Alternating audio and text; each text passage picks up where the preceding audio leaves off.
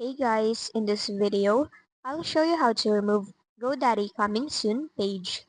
First, go and log into your account, then click on your name on the top right and go to your products section. Now here, select the website that you want to work with. Once inside the website dashboard, on the right side, click on Edit Website. Now for here, go and copy your website domain. Then, on another tab, paste it and hit enter.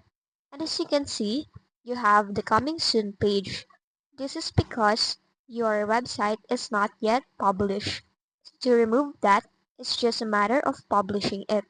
So now, click on this publish button at the upper ribbon. Once done, go back to the tab that has your website and go ahead and refresh it. As you can see now, the coming soon page is now gone and your website is now on display and ready to be viewed.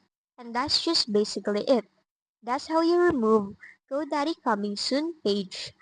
If this video helped you, don't forget to like, subscribe, and hit the bell icon for more tutorials.